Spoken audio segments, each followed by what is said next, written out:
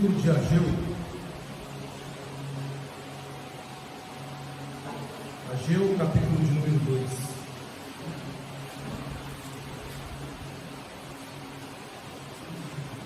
Quem tiver dificuldade aí é depois de Sofonias. Ageu, capítulo 2.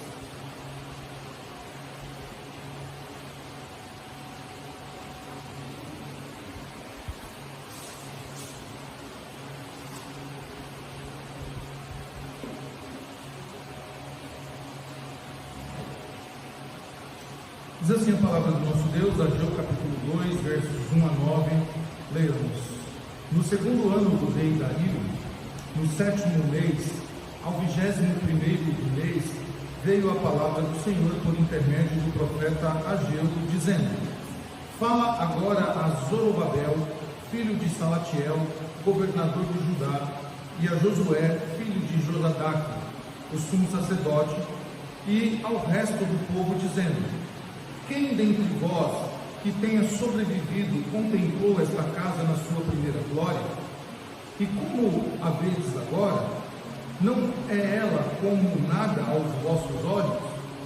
Ora, pois, sê forte, Zorobabel, diz o Senhor, e sê forte, Josué, filho de Josadaque, sumo sacerdote, e tu e todo o povo da terra, sê forte, diz o Senhor, e trabalhai porque eu sou convosco, diz o Senhor dos exércitos, segundo a palavra da aliança que fiz convosco quando saístes do Egito.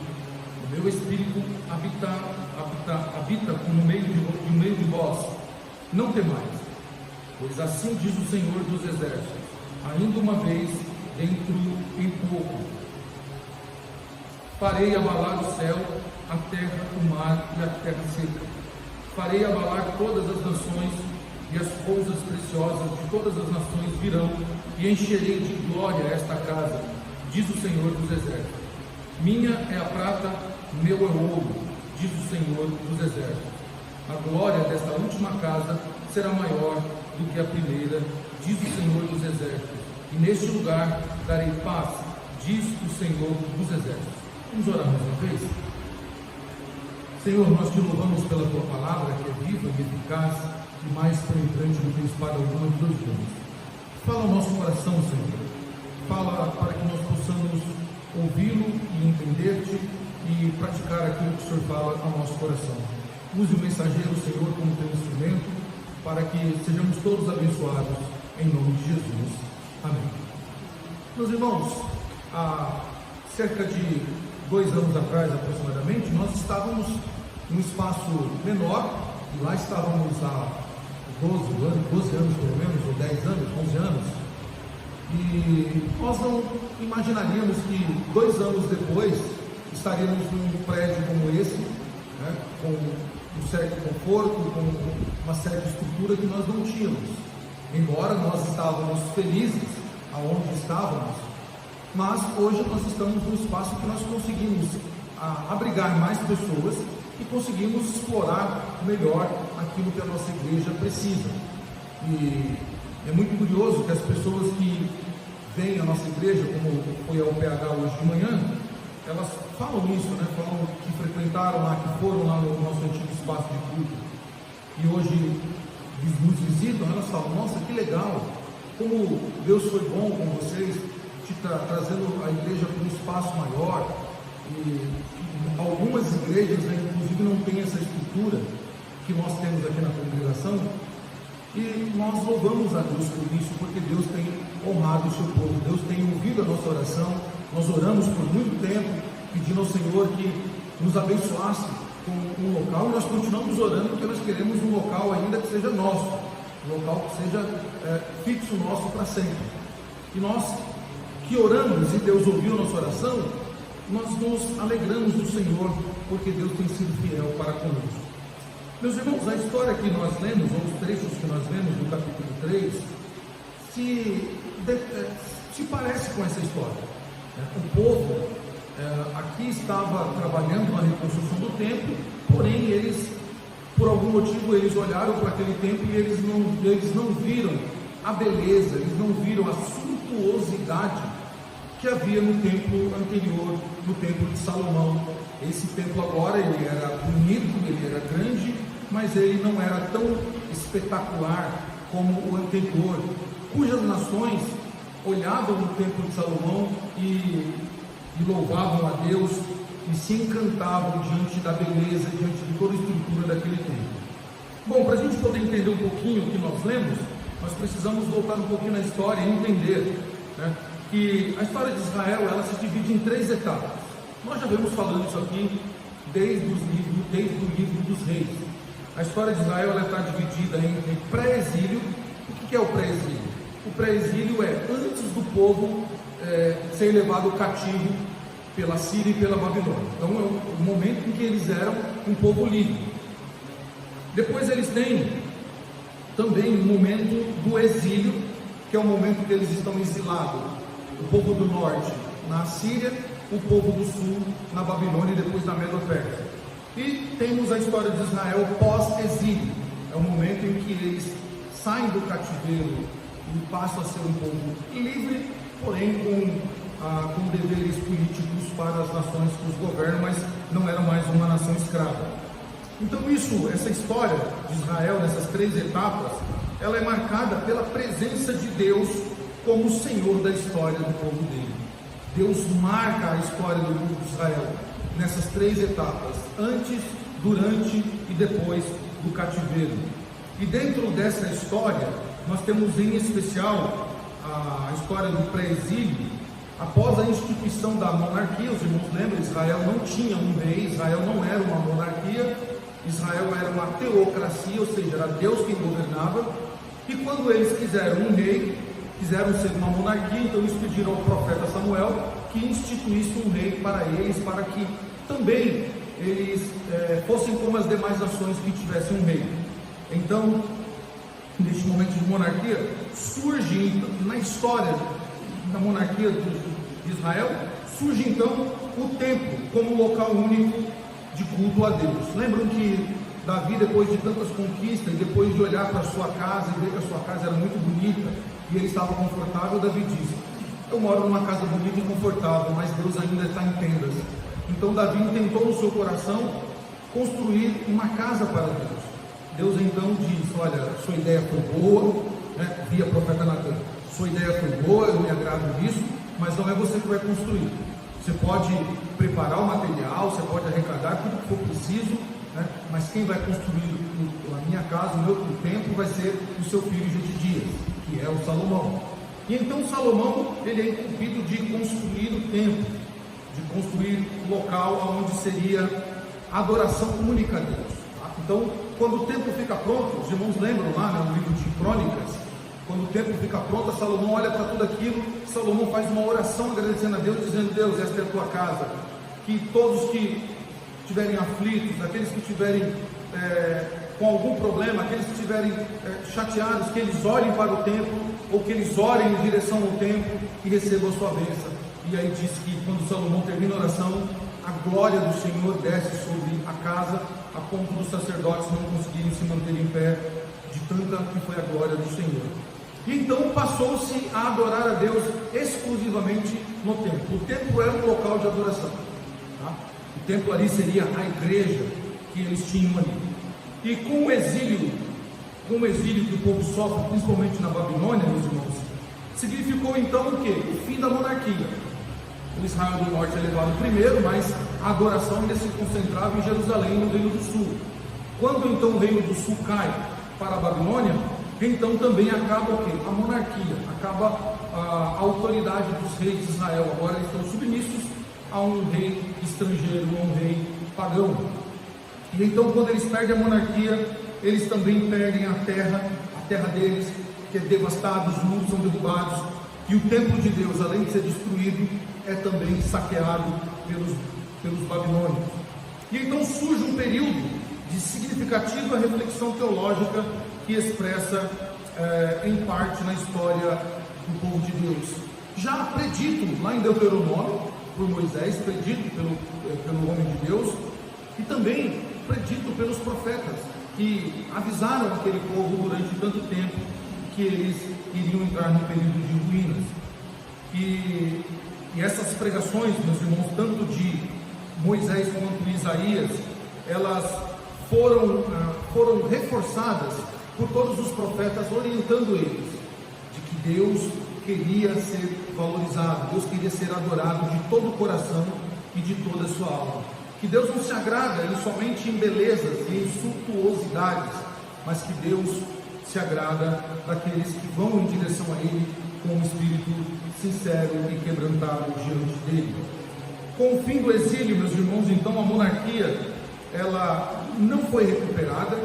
Nunca mais Israel teve um rei que realmente foi rei sobre a nação, né? Por exemplo, Herodes, que foi o rei nos tempos de Jesus, ele era praticamente um serviçal de Roma, não tinha autoridade nenhuma por questões políticas, ele só administrava basicamente as questões religiosas do povo de Israel. Basicamente, quem determinava tudo sobre as questões políticas mesmo em Israel era o Império Romano. Herodes era apenas um fantoche ali. Nunca mais Israel colocou no trono um rei que fosse como os seus antepassados. Então cai ali o império. Mas o templo é levantado aqui por Zorobabel, e Deus reforça a Zorobabel a ter coragem, a se esforçar, porque o Senhor era com eles. E então o templo é levantado, e só resta então o templo do Senhor. Eles estão sem terra, eles estão sem rei. A esperança desse povo agora se apega aonde?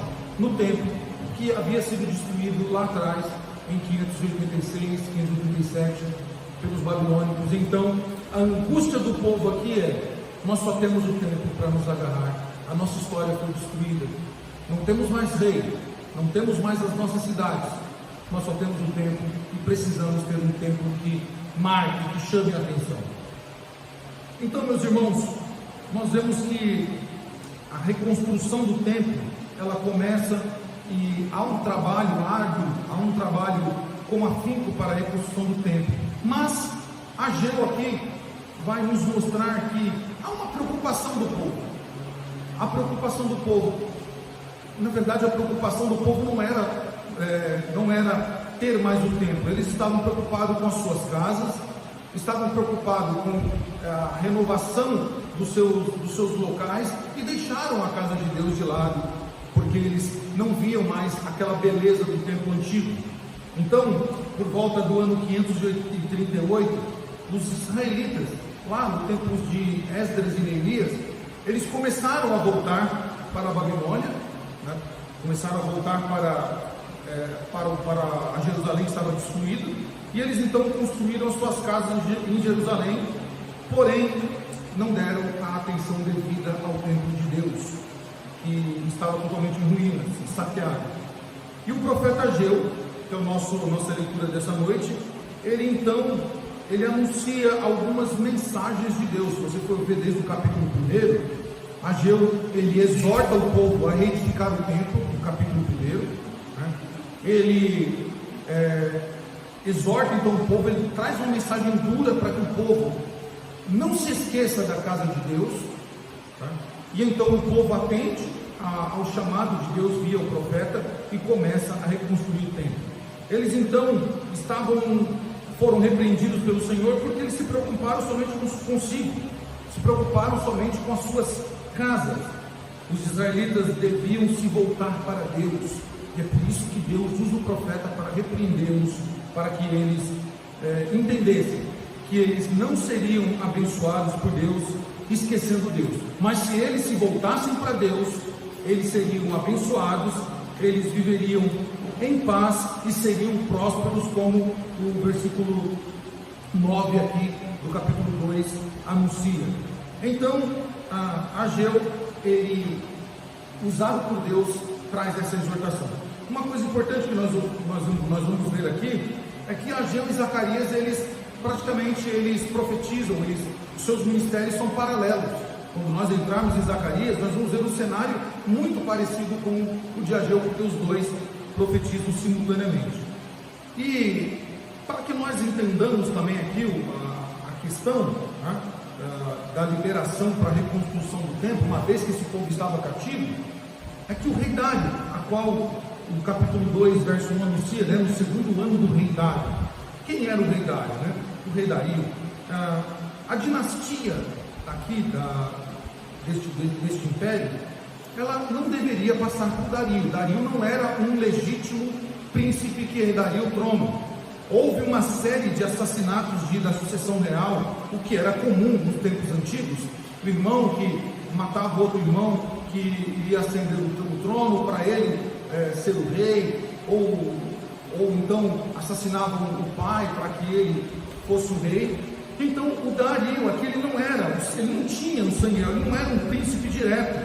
Quem era Dario? Dario era apenas o genro de Ciro. Ciro, o grande, era sogro de Dario.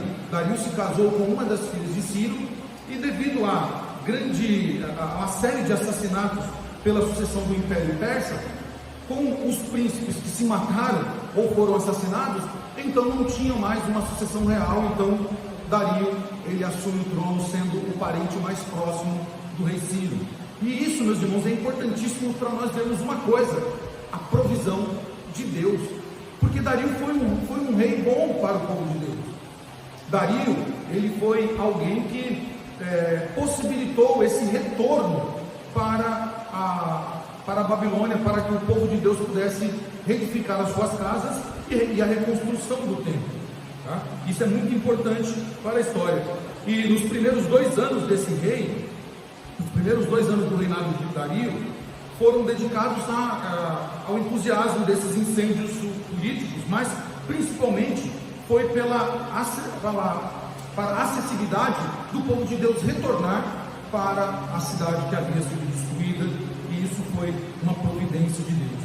Então esse é o cenário, meus irmãos, o cenário histórico que Ageu é levantado para profetizar para o povo de Deus, né? Neste momento de caos, neste momento de terror, o Senhor então levanta o profeta para falar com o povo de Deus em seu nome, e é por isso que Ageu diz: assim diz o Senhor.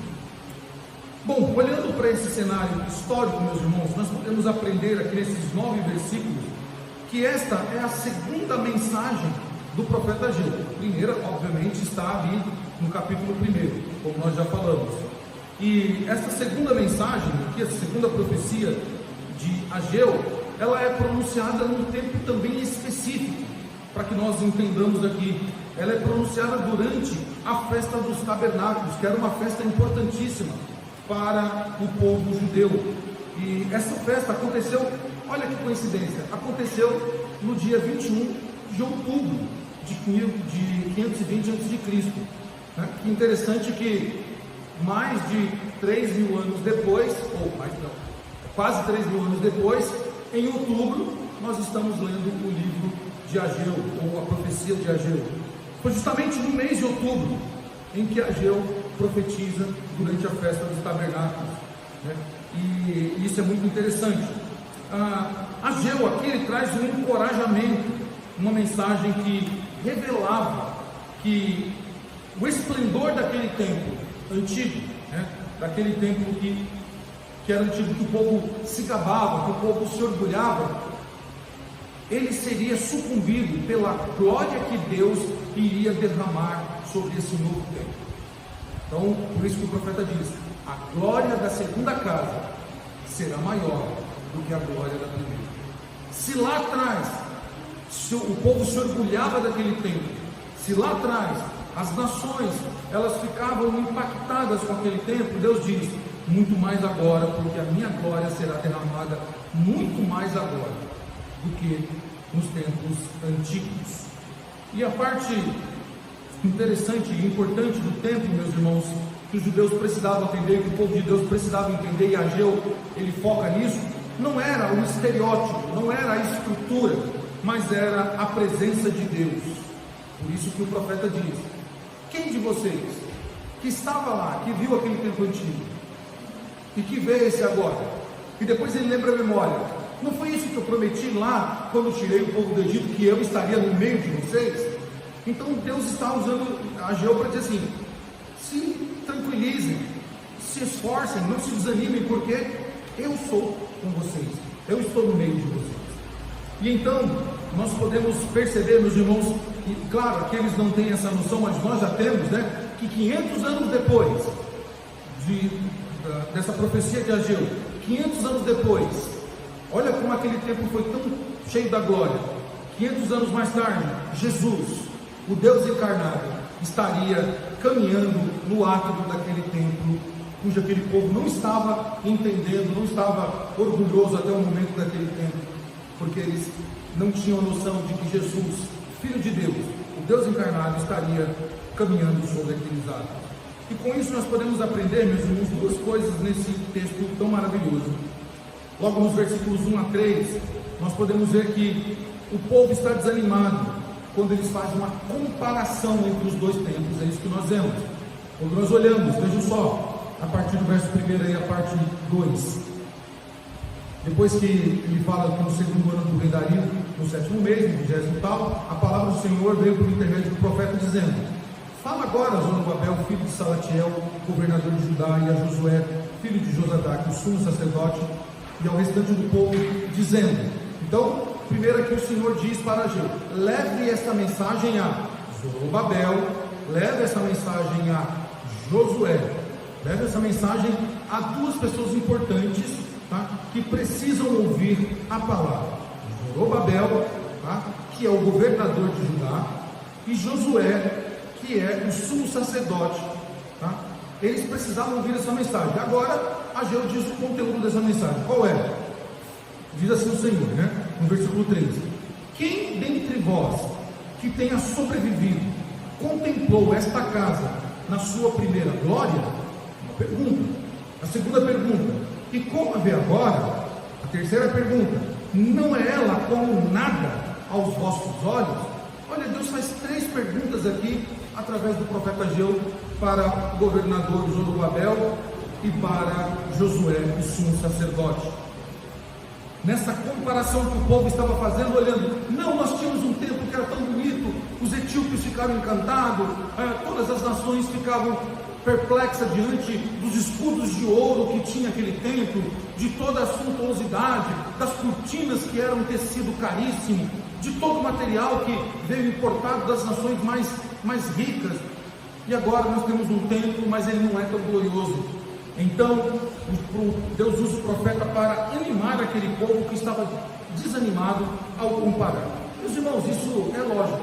Toda vez que a gente tenta comparar alguma coisa que já se passou com aquilo que está acontecendo, em algum momento nós também desanimamos, dizendo: poxa vida, lá era melhor, a minha vida ali era melhor do que aqui agora, eu era mais feliz em tal tempo, agora não, né? E é justamente isso que o povo está fazendo, comparando situações em momentos diferentes, tá? Ao invés desse povo ignorar os problemas do desânimo que certamente surgiram ali com a comparação, né? O profeta está encorajando eles, tá, a olharem para frente. Mas, irmãos, isso é algo glorioso das Escrituras. Deus, do começo ao fim, sempre nos encoraja a olhar para frente, nunca a olhar para trás, porque o que passou, passou. Por mais belo que seja, por mais elegante que seja, passou. Nós precisamos olhar para frente. O Senhor nos chama para olhar para frente, e aqui Ageu, ele traz essa mensagem de encorajamento para que aquele povo olhe para frente. E ele não escolheu por acaso um dia. Deus escolheu um dia importante para transmitir essa mensagem ao povo. O dia 17, ou dia 17 ao dia 21 de outubro, que era exatamente o último dia da festa dos tabernáculos. E olha que interessante, meus irmãos, Deus não faz nada por acaso. Deus não faz nada por acaso, né? Não é sorte. Deus, ele tem toda a história aqui, ó, na palma das suas mãos. Ele escolheu esse dia, mas ele também escolheu o dia de Pentecostes para fazer o quê? Derramar o seu Espírito sobre todos, sobre a igreja do Senhor. Não foi por acaso, não foi por sorte, não foi coincidência que Deus escolheu datas específicas para trazer ao seu povo a bênção, para trazer ao seu povo uma mensagem. Deus aqui então usa o último dia dessa festa, que era importantíssima, para trazer essa mensagem. Sem coragem, força, não desanime. Esta festa, meus irmãos, ela era uma festa dedicada ao louvor a Deus pelas colheitas. Se você voltar lá no Levítico, você vai perceber que essa festa ela tinha uma importância muito grande, porque era o agradecimento do povo por Deus ter dado colheitas a eles, pela chuva que desceu sobre o campo, pela agricultura, né? Em toda a sua fórmula, para que o alimento pudesse vir às suas mesas. Então eles olhavam e agradeciam a Deus por todo o processo, né, que aconteceu para que eles tivessem o alimento em suas mesas. Era uma festa muito importante, né? Ela louvava a Deus. E então este povo recebe essa mensagem importantíssima neste momento. E aqui então, meus irmãos, nós podemos aplicar algo para a nossa vida. Primeiro, nós vemos lá com Ageu que o edifício restaurado, né, ele não tinha nada de resplendor como o anterior. Nós já falamos aqui algumas vezes. Não era tão lindo como o de Salomão, mas ainda assim era a casa de Deus. Ele podia não ter ouros nos escudos, ter pratas em abundância, ele não podia ter linhos finos ou tecidos caríssimos, mas ele ainda assim era a casa de Deus. E o profeta então traz esse entendimento ao povo, tá? Que a casa de Deus construída de acordo com o plano dele, ali se deveria louvar a Deus, porque ali estaria a glória de Deus. Nós podemos aprender com isso, meus irmãos, que Jesus Cristo, ele é o cumprimento dessa profecia. Jesus, ele cumpre o que o profeta aqui está dizendo a esse povo. Aqui, quando nós olhamos para o Evangelho de João, lá no capítulo 2, nos versos 19 a 21, olha as palavras de Jesus que se remetem a isso que nós acabamos de ler. O próprio Jesus testifica isso no capítulo 2, versículos 19 a 21, ele diz assim: Jesus lhes respondeu, depois que falaram da grandiosidade do templo, Jesus lhes respondeu: destruí este santuário, e em 3 dias eu o reconstruirei. Replicaram os judeus, em 46 anos foi edificado este santuário, e tu em 3 dias levantarás? Ele, porém, se referia ao santuário do seu corpo. Jesus disse: esse templo vocês podem destruir, e em 3 dias eu vou edificá-lo de novo. Os judeus falaram: que é isso? Ele está doido. Há 500 anos, os nossos antepassados, lá com Zorobabel e Josué, reedificaram, reconstruíram isso que estava em ruínas, e há 40 anos passou por uma nova reforma, e agora ele vem dizer que em 3 dias. E Jesus estava se referindo a ele, que é o próprio templo, que é o próprio santuário de Deus. Meus irmãos, nós precisamos entender isso, que o Senhor Jesus, ele cumpre essa profecia. Mas também nós podemos aprender aqui dos versículos 4 a 9, depois que o Senhor então traz essa mensagem para animar o povo diante do comparativo que eles estavam fazendo, o Senhor agora então chama aqueles homens ao trabalho, e uma palavra importantíssima aí: esforça-te. Olha o que diz o verso de número 4, verso 4 do capítulo 2: ora pois, sê forte, Zorobabel, diz o Senhor. De novo, olha lá: e sê forte, Josué, filho de Josadac, sumo sacerdote, e tu e todo o povo da terra, ser forte, diz o Senhor, e trabalhai, porque eu sou convosco, diz o Senhor dos exércitos. Meus irmãos, o profeta Ageu aqui, ele traz aqui uma profecia forte para esse povo. Ainda que aquele povo visse naquele tempo algo simples, algo como se fosse um nada diante do templo anterior, eles deveriam saber que ali a presença de Deus estava. E eles precisavam continuar o trabalho, precisavam continuar a reforma, eles precisavam continuar com ânimo, e para isso eles precisariam ser fortes. O que importava ali, meus irmãos, era que eles estavam em uma obra de Deus. A obra era de Deus, e na obra de Deus nós precisamos ser fortes, nós precisamos de força, nós precisamos trabalhar. O Senhor nos chama para ser fortes e para trabalharmos na obra dele. A mensagem de Ageu para Zorobabel, o governador, e para Josué, o sumo sacerdote, e para todo o povo foi que eles trabalhassem, que eles fossem fortes, que eles não desanimassem, que eles não olhassem para as dificuldades e nem para o estereótipo, mas que eles se dedicassem na obra de Deus, na obra de Deus. E essa palavra ser forte, meus irmãos, ela é importante neste contexto.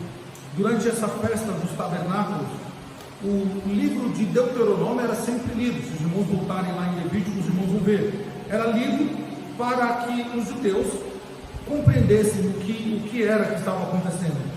E era também para que eles ouvissem e se lembrassem das vezes em que o Senhor Deus, usando Moisés, disse a Josué aquelas mesmas palavras para eles serem fortes. Então eles liam o livro de Deuteronômio justamente para lembrar as palavras do Senhor. Aliás, o livro de Deuteronômio já é um livro de lembranças, porque a maioria das coisas que acontecem ali são lembranças das coisas que Moisés já disse. Uma das coisas que nós vemos ali é que Moisés diz essas mesmas palavras que Ageu está dizendo aqui para o povo: ser forte.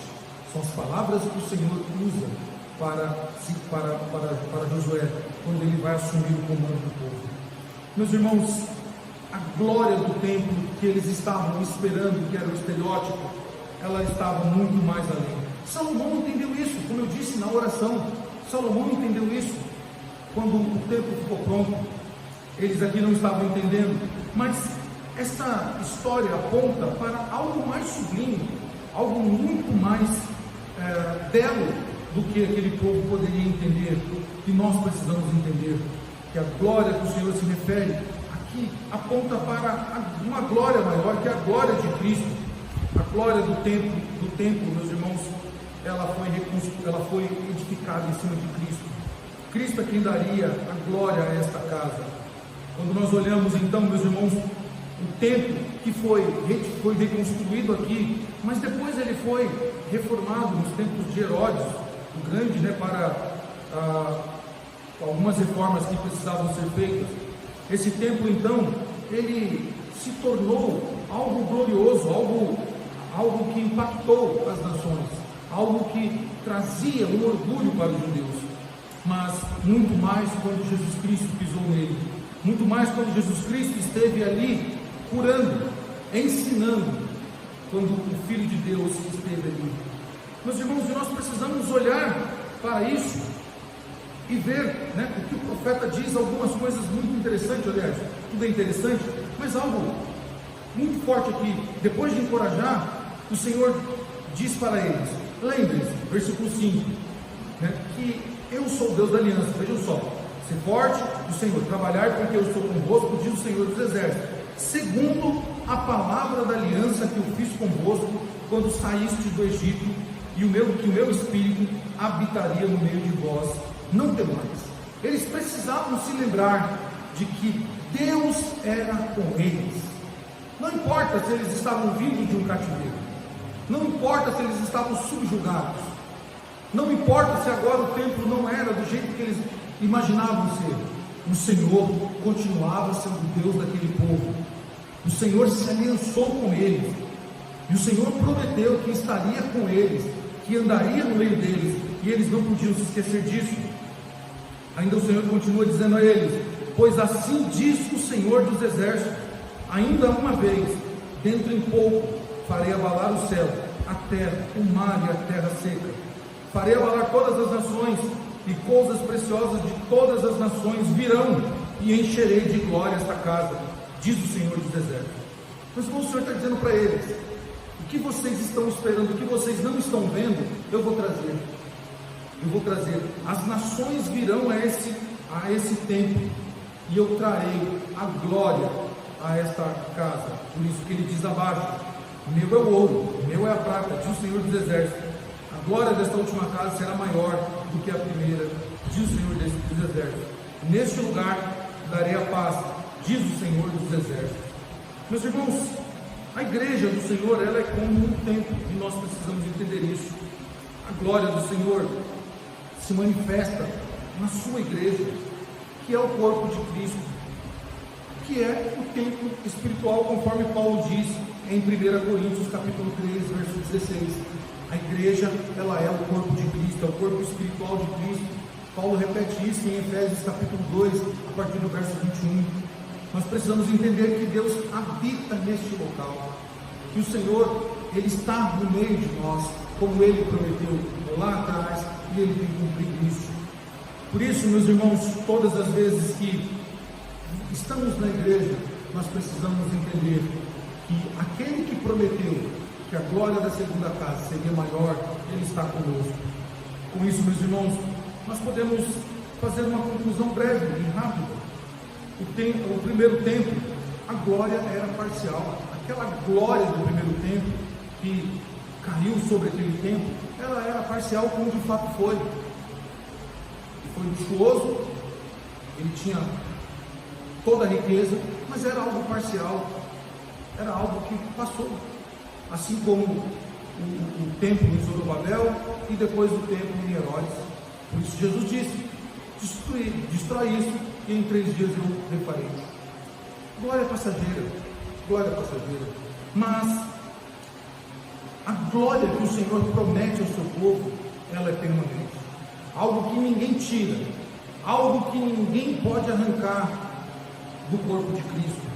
Essa é a promessa de uma glória maior. Essa glória maior só cumpre na pessoa de Jesus Cristo, que derrama sobre nós o Espírito Santo, lá em Atos capítulo 2.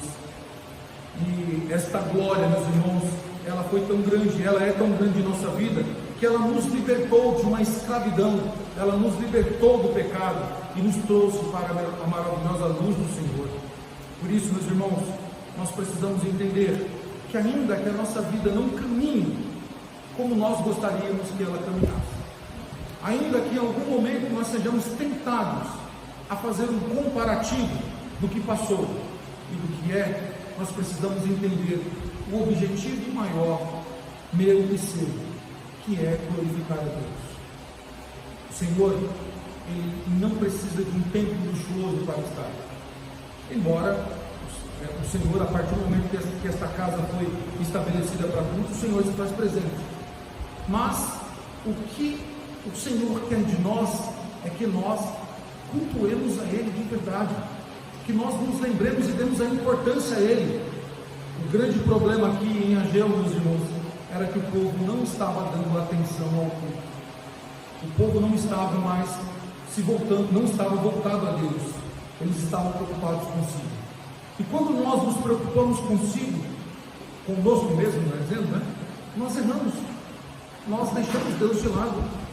E esse é o grande problema que nós vamos ver em Zacarias.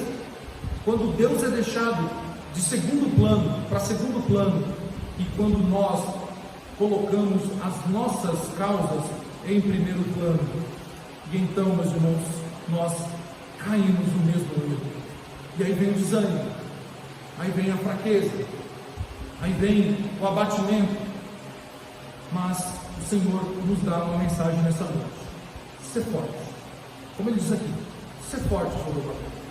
E Ele poderia dizer: ser forte, meu amigo, ser forte, velho, ser forte, Zilda, ser forte, Lena, ser forte, Geraldo, ser forte, Kátia, ser forte, Estela, seja forte, Olga, seja forte, Sara, seja forte, Valquíria, Sara e Evelyn, seja forte, Secundinho, seja forte, Armelino, seja forte, Samuel, seja forte, Igreja Presbiteriana de Dionísio, porque a glória da segunda casa será maior do que a primeira em nossa vida. Deus é conosco.